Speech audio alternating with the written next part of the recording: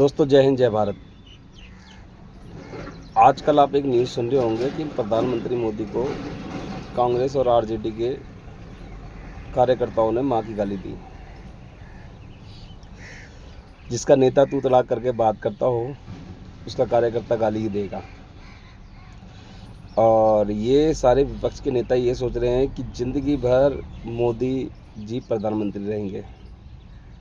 आज नहीं तो कभी तो आप भी बनोगे।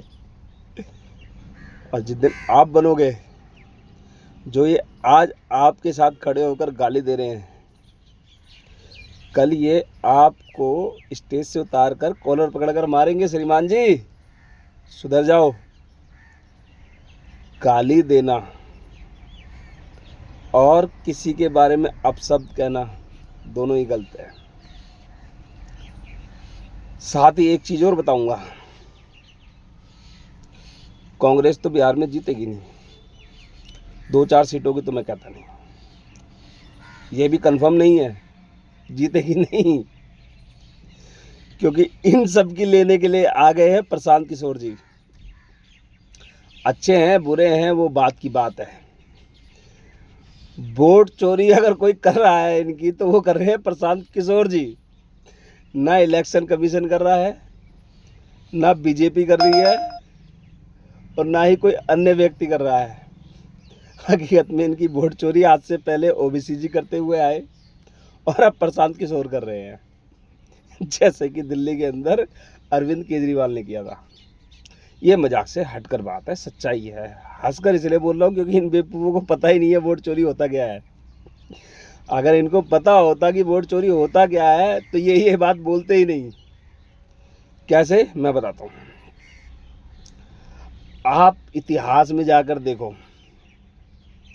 जब इन्होंने वोट चोरी करा, इनकी दादी जी इंदिरा गांधी जी, इलाहाबाद हाई कोर्ट ने उस समय की इनके चुनाव को निरस्त कर और इन्हें 6 साल के लिए ये कह दिया कि ये कोई चुनाव नहीं लड़ सकती।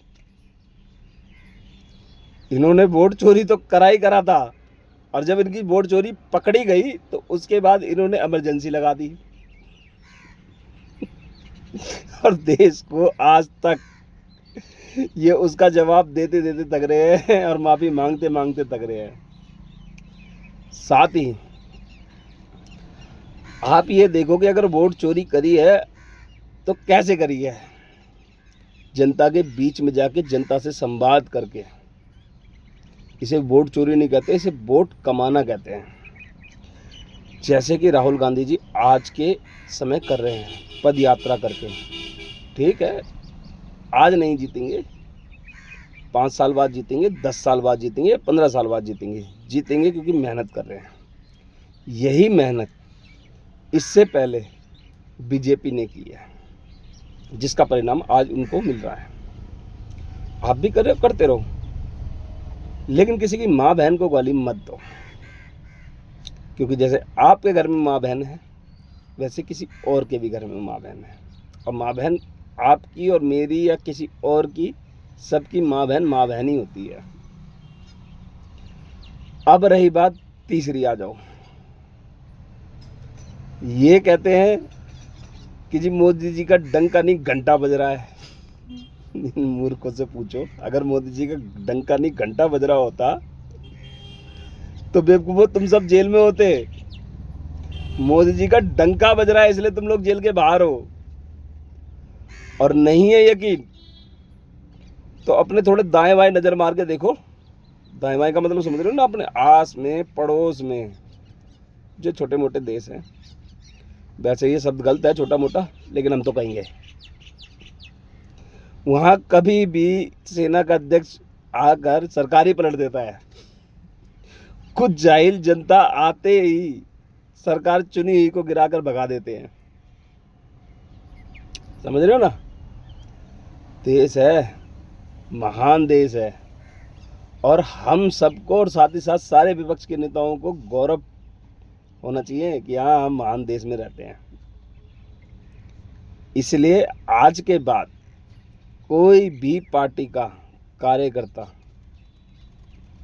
या विपक्षी दल का नेता, बड़ा छोटा, ये अपने अपने हिसाब से सोच लो। हमारे लिए सब नेता एक बराबर हैं।